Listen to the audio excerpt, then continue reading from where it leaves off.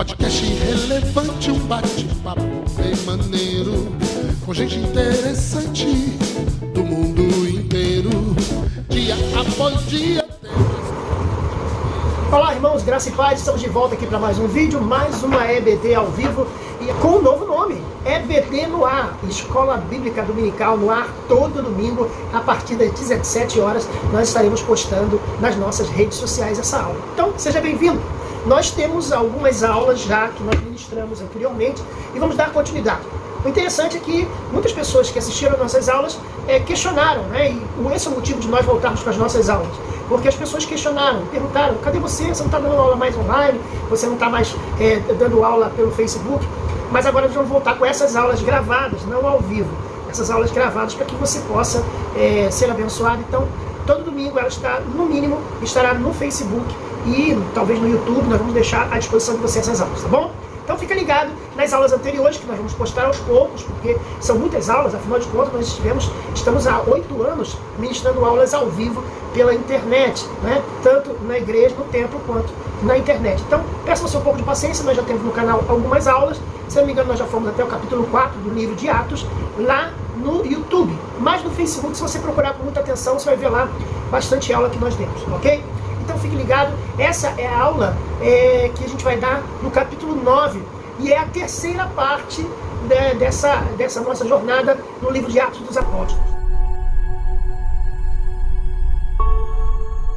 O título é O Perseguidor é Perseguido. E nós temos que lembrar que Paulo ficou cego durante um bom tempo.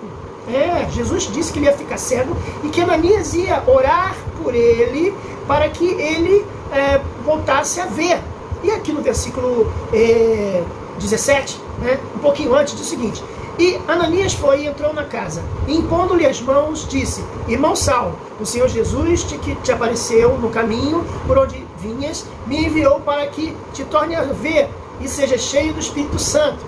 E logo caíram-se os olhos dos olhos como que umas escamas, e recuperou a vista, e levantando-se foi batizado. Então aqui nós temos as primeiras, vamos dizer assim, os primeiros dias de conversão de Saulo, né? Ele era um perseguidor da igreja de Deus e até ali recebeu a visão de Jesus, viu Jesus em sua glória e ficou cego.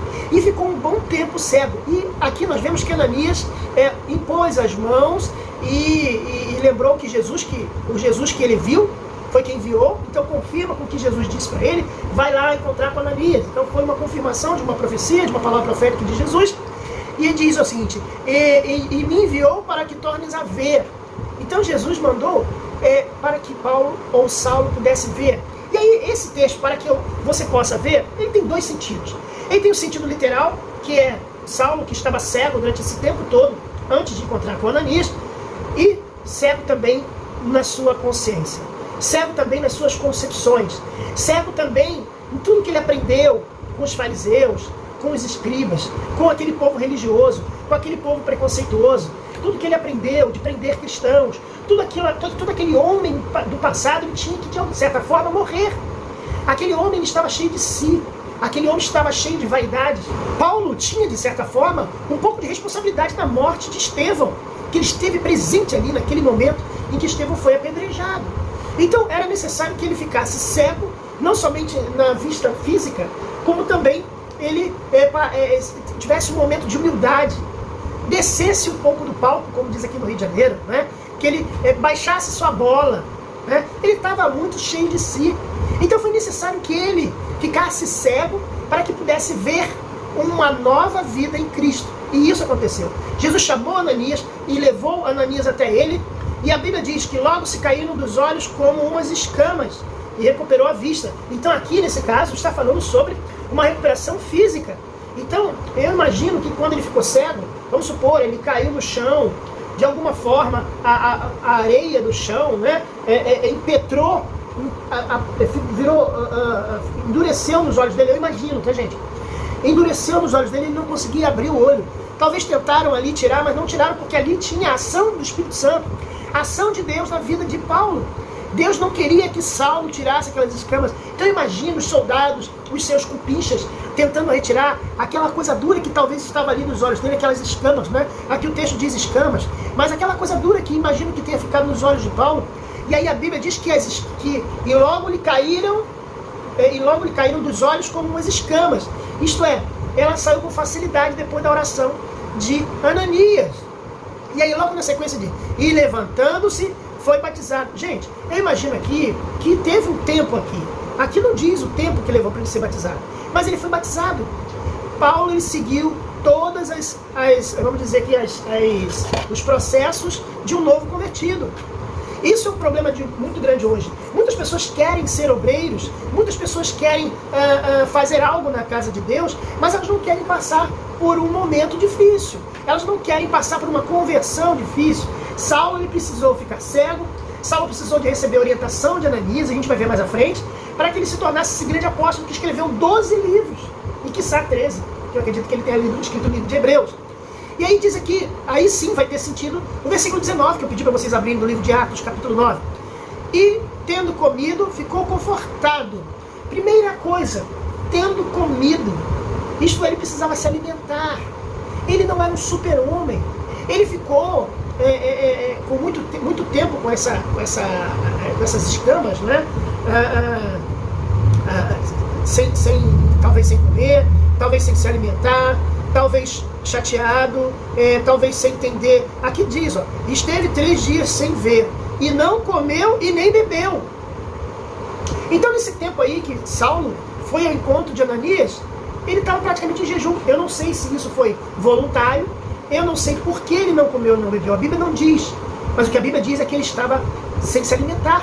Então a primeira coisa que Saulo, e eu li aqui o versículo para vocês terem referências, capítulo 9, versículo 9. E esteve 3 dias sem ver, e não comeu e nem bebeu. Então ele ficou 3 dias sem ver, sem comer, sem se alimentar. Então provavelmente ele estava cansado, provavelmente ele estava abatido, provavelmente ele estava para baixo. E aí precisou Ananias orar por ele, as escamas caíram. Olha aqui, e tendo comido ficou confortado, ou ficou confortável. Ele precisava se recuperar. O problema é que muita gente quer ser obreiro, quer ser pastor, quer diácono, presbítero, evangelista, não sei o que a pessoa quer ser, mas ela não quer ter um momento de descanso. Ela não quer se alimentar. Ela acha que ela é super-homem. Ela acha que ela não fica doente. Ela acha que ela não pode aceitar a enfermidade, porque se ela andar na chuva, ela vai ficar gripada. Que história é essa? Começa assim. Tem igreja aí, gente, eu respeito as igrejas, mas tem igreja aí que diz que o pastor não pode ser doente, não pode ter pressão alta, não pode ter pressão baixa, não pode ter miopia, astigmatismo. Tem igreja que deixa de consagrar a pessoa pastor porque ela vai no psicólogo, porque o pastor vai no psicólogo. Então faz terapia, porque a pessoa que ser pastor faz terapia. Saulo aqui, ele precisava ser curado. Ele, tendo comido, então ele precisou se alimentar, ficou confortado. E aí eu digo, ficou confortável. Olha que continua o texto, versículo 20 do capítulo 9. E logo nas sinagogas pregava Jesus, que este era o Filho de Deus. Gente, olha que interessante. Ele começou a pregar Jesus Cristo. Obviamente, ele recebeu orientação de Ananias. Né? Ele foi orientado. E isso a gente pode comprovar no versículo 19, no final, que diz o seguinte. E esteve Saulo alguns dias com os discípulos que estavam em Damasco. Então ele precisou de ser ensinado. Ele precisou ser orientado. Ele, olha a sequência. Ele passou por uma experiência espiritual sobrenatural. Ver Jesus ressurreto, coisa que os discípulos não viram Jesus na sua glória intensa. Saulo viu Jesus na sua glória intensa. Saulo passou por um momento de transição de uma religiosidade intensa, passou por um momento de transição de conceitos que tinha para conceitos diferenciados, recebeu a oração de Ananias, recebeu a unção de Ananias, recebeu praticamente a consagração de Ananias, se alimentou, sentiu-se confortável, e aí ele foi para quê? Ele foi para o ensino.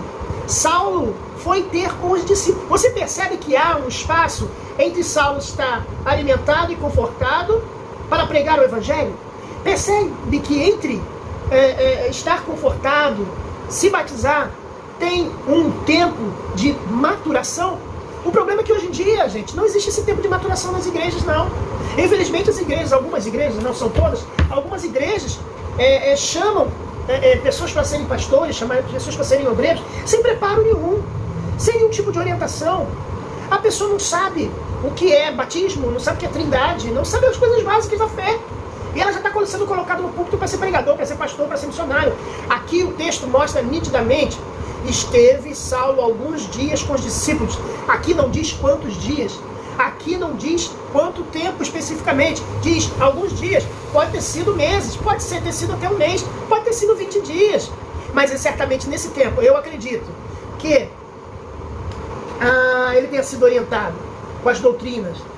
O Paulo, ele já estava acostumado a estudar, então para ele pegar uma informação era fácil.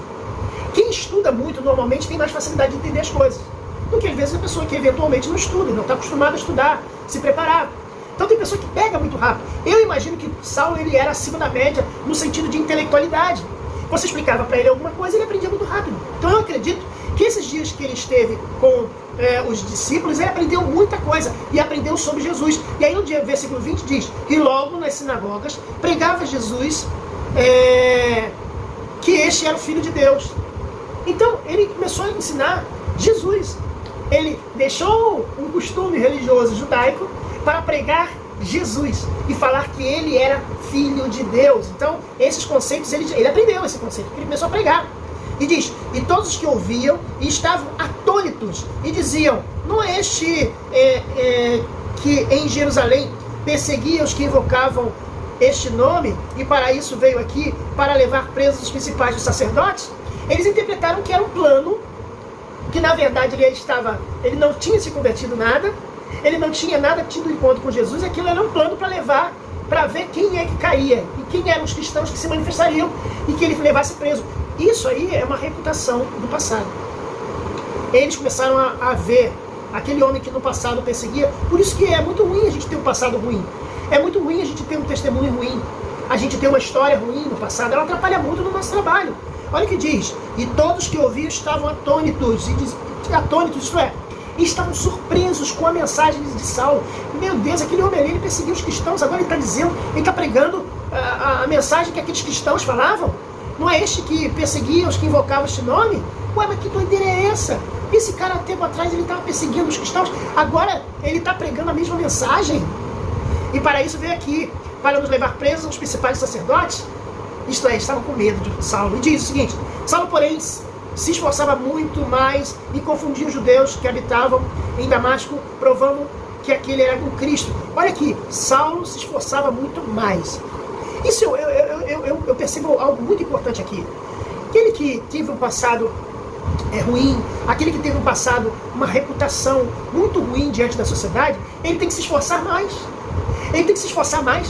Aquele que tinha um passado de drogas, um passado de prostituição, um passado de coisas negativas, ele tem que se esforçar mais, ele tem que estudar mais, ele tem que buscar mais a Deus, ele tem que ler mais a Bíblia, porque aquele que Deus tem algo na vida dele, ele vai ser cobrado por Deus muito mais, não é?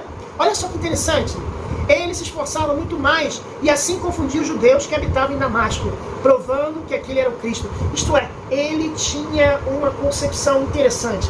Se eu no passado perseguia os cristãos, ele tinha uma certa culpa. Ele sentia talvez ali uma certa culpa, porque ele perseguia os cristãos. Ele falou: eu vou ser o melhor obreiro do Senhor Jesus, eu vou ser o melhor pastor do Senhor Jesus, eu vou ser o melhor apóstolo do Senhor Jesus. Ele se cobrava, porque ele sabe do passado que ele tinha.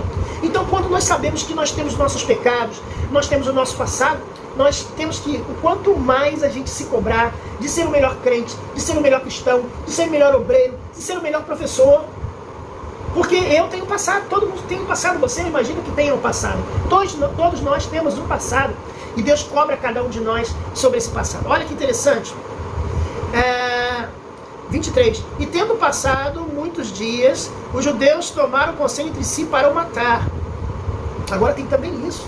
Nós temos um lado, que é o lado dos cristãos que estão desconfiados do Saulo, aquele perseguidor de cristãos. E agora nós temos os judeus que eram da religião passada dele, que querem matá-lo. Olha o que o texto diz. E tendo passado muitos dias, os judeus tomaram o conselho de si para matar. Veja bem, ele começou a chamar a atenção dos cristãos, que estavam com medo dele porque seria um plano, e chamar a atenção dos judeus, porque ele estava tendo resultado.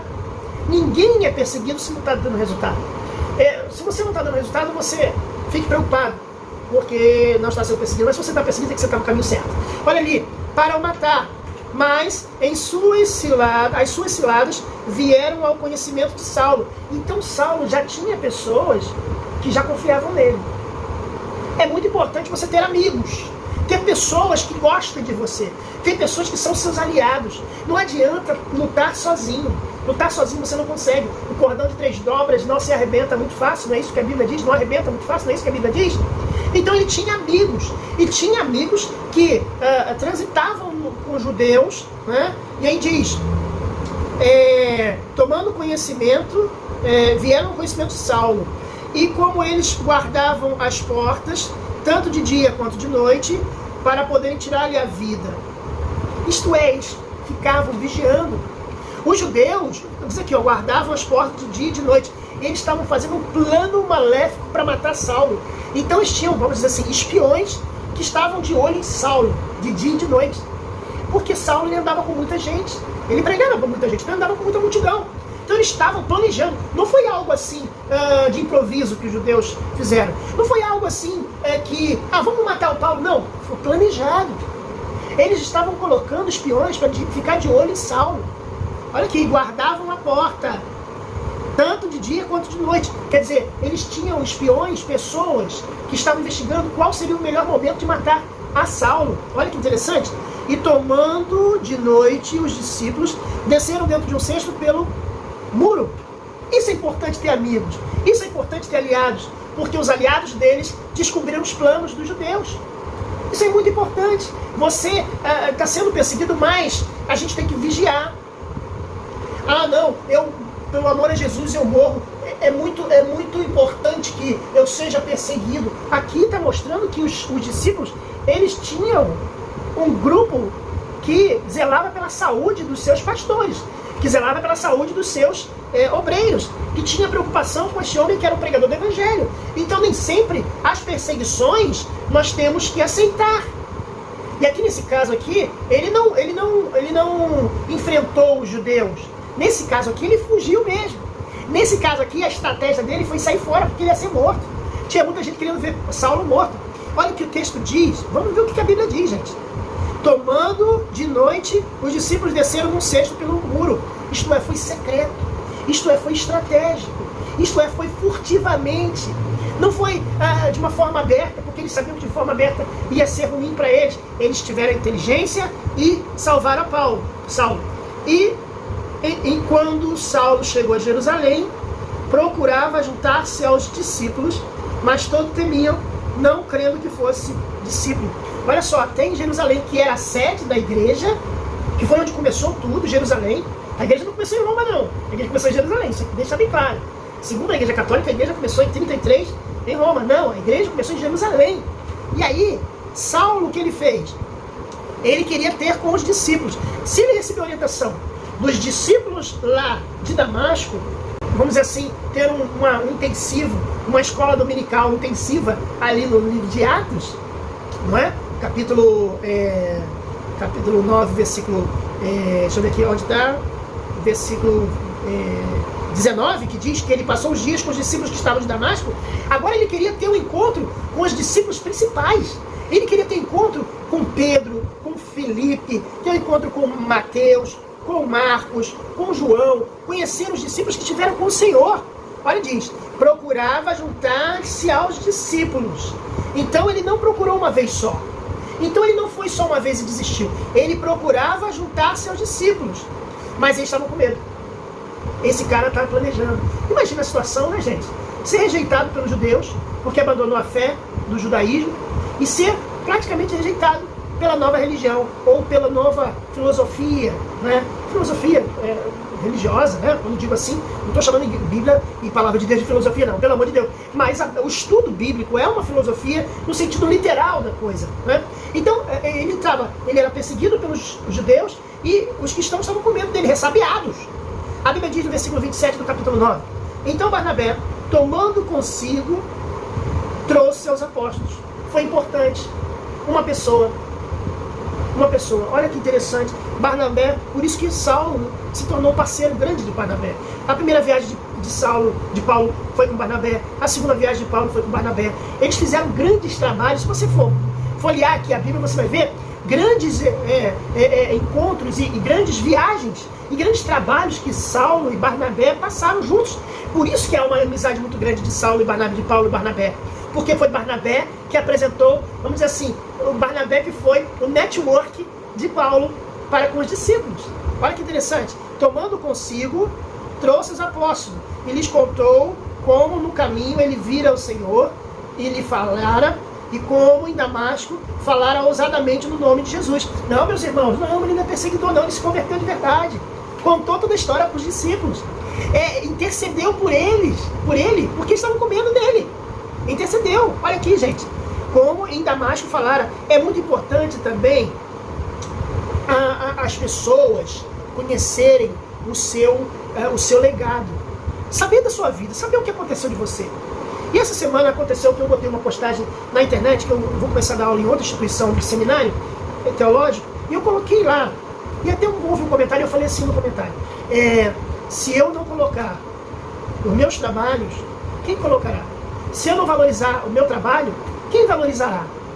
E as pessoas vão divulgar o seu trabalho. Eu só consegui trabalho nesse seminário, nessa instituição, porque uma pessoa me chamou e me colocou lá. Mas porque ela conhecia o quê? A minha possível qualidade. Eu também não acho que eu sou o melhor professor do mundo, mas talvez ela tenha visto algum tipo de qualidade em mim e falou, eu vou indicar o Alexandre para dar aula nessa instituição. Então é importante que as pessoas conheçam o seu trabalho. Se você não divulgar o seu trabalho, se você não se mostrar, no bom sentido, tá? Quando eu digo aqui se mostrar não é a questão vaidade, mas se as pessoas não verem o seu trabalho, se elas não tiverem o seu testemunho do seu trabalho, como você vai se beneficiar? E quando eu falo beneficiar, eu não falo de forma jocosa ou de forma negativa, não. Poxa, o Barnabé, o Saulo só conseguiu encontrar com o discípulo porque o Barnabé foi lá e contou a história de Saulo. Mas o Barnabé só conheceu a história de Saulo, por quê?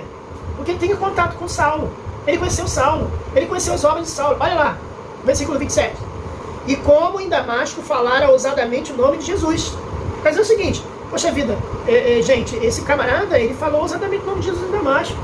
Ele pregou Jesus, ele está sendo perseguido pelos judeus. Vocês têm que dar uma força a esse cara.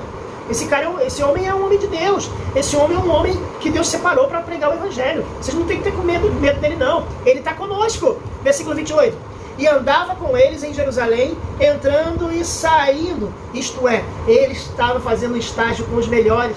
Ele estava fazendo estágio com Pedro, com Tiago, os discípulos que encontraram Jesus, com as mulheres, talvez com Maria, com aqueles que estiveram com o Senhor. Interessante que ele quis pegar a informação, quis pegar com os melhores. Ele quis aprender com os melhores. Quando eu digo melhores, com aqueles que tiveram contato com Cristo, com Jesus. Olha lá. E falava ousadamente o nome de Jesus. E falava e disputava também contra os gregos. Mas eles também procuravam matá-lo. Então olha aí que nós temos aí a segunda classe de pessoas que queriam matar a Saulo. Porque ele detinha o conhecimento. Quando você detém o conhecimento da palavra de Deus, quando você detém o conhecimento das Escrituras, o conhecimento certo das Escrituras, o conhecimento correto das Escrituras, não é um conhecimento que se adquire através de seminário, não é um conhecimento que se adquire através de escola dominical, é um conhecimento que se adquire através do seu querer aprender. Você pode aprender na escola dominical, você pode aprender num seminário, você pode aprender numa aula particular com um irmão, você vai crescer e vai aprender com os melhores. Eles estavam andando com os homens e mulheres que estiveram com o Cristo, que vivenciaram os milagres de Jesus, que vivenciaram a presença de Jesus no meio deles. E ele aqui disputava, diz assim, falava e disputava. Muita gente fala assim, Alexandre, você gosta muito de debate. Ah, você gosta muito de debate. Isso não é bíblico, debater. Ah, você fez o podcast só para fazer debate. Irmãos, porque o debate é bíblico. O debate existe na Bíblia várias vezes. Se você for ver no livro de Atos, capítulo 7, diz o seguinte. 6, vamos lá.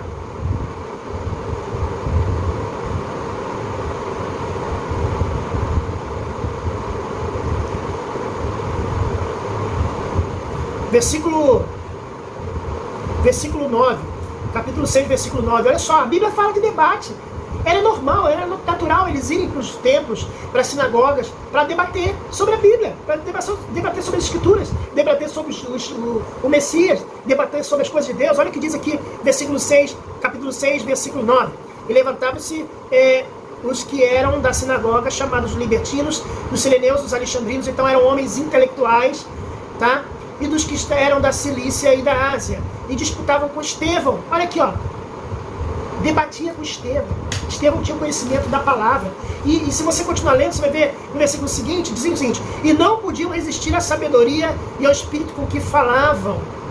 Isto é, você precisa ter base, você precisa ter o conhecimento. Se você vai encontrar esse conhecimento lendo a Bíblia sozinho, se você vai ter esse conhecimento lendo livros, se você vai ter esse conhecimento estudando escola dominical, se você vai ter esse conhecimento fazendo seminário, tenha, busque, estude, aprofunde-se, melhore a qualidade do seu trabalho.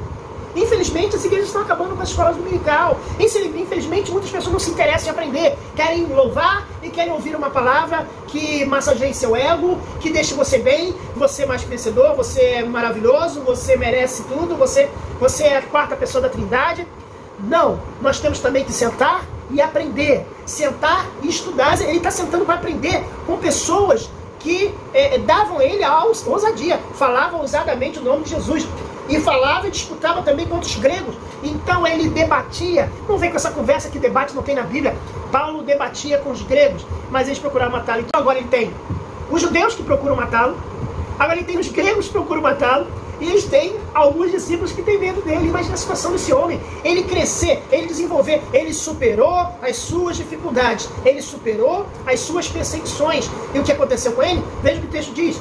Sabendo, porém, com os irmãos que acompanhavam até Cesareia, enviaram a Tarso. E tinha pessoas que estavam protegendo ele. Primeiro, protegeram dos judeus. E agora protegendo ele dos gregos que queriam matá-lo. Assim, pois, as igrejas em toda a Judéia, Galiléia e Samaria tinham paz. E eram edificadas. E se multiplicavam. E andando no temor do Senhor e consolação do Espírito Santo. Aqui nós podemos dividir essa última parte sobre o resultado do trabalho de Saulo. Assim, pois, as igrejas de toda a Judéia, Galiléia, Samaria tinham paz, porque começaram a ouvir de um homem que era perseguidor da igreja e que agora ele se torna perseguido. Por isso que o título é perseguidor, é perseguido. Olha o que diz a Bíblia. Olha, número 1, as igrejas tinham paz. Número 1, as igrejas tinham paz. Quando a pregação do evangelho genuína é feita, mesmo sob perseguição, mesmo sob injustiça, mesmo sob perigo de morte, a igreja tem paz. Paz com Deus, paz com si mesmo, paz entre si mesmo. Isto é, as igrejas, elas tinham a paz que excede todo entendimento.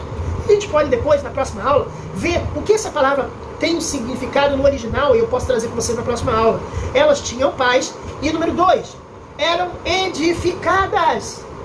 Quando viam que um homem que era perseguidor do evangelho, pregando o evangelho genuíno de Jesus, elas eram edificadas, fortalecidas, não é? E número 3, se multiplicavam. Veja bem, elas não se somavam. Multiplicar é muito mais.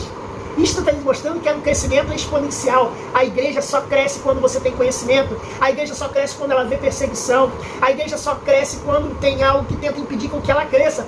E ela crescia através do trabalho de Paulo. Olha que interessante. E consolação, por último, consolação do Espírito Santo. E o Espírito Santo é quem consola, quem mantém a igreja unida, quem mantém a igreja crendo e dando continuidade ao seu trabalho. O que nós podemos aprender na aula de hoje? Podemos aprender que Saulo passou por todas as fases necessárias para começar a ser um obreiro de Deus, aprendendo, estudando, debatendo, ousadamente pregando o Evangelho sem medo, porque o Espírito Santo traz consolação para que você possa dar continuidade nessa obra maravilhosa. Eu sou Alexandre Passos e todos os domingos estou aqui a partir das 17 horas para falar de um evangelho maravilhoso que é o Evangelho de Jesus Cristo, para continuar nossa aula sobre Atos dos Apóstolos. Todos os domingos estaremos postando aqui no Facebook. Se você quiser ver aulas anteriores e aulas de outras matérias, você vai lá no nosso canal no Podcast e você vai poder ver tem muito material lá que você vai gostar demais. E eu quero não deixar de falar, no dia 16 de outubro nós estaremos com o Jansen Cunha no Podcast falando sobre missões. Deus te abençoe. Muito obrigado por você ter ficado conosco aí esses 30 e poucos minutos. Eu espero que você tenha crescido na graça e no conhecimento. Semana que vem nós vamos falar sobre a quarta e última parte do capítulo 9 de Atos dos Apóstolos. E vamos seguindo, estudando a palavra de Deus e aprendendo mais sobre a graça e sobre o poder de Deus, sobre a igreja de Cristo na terra. Tchau, gente. Até o próximo domingo. Paz.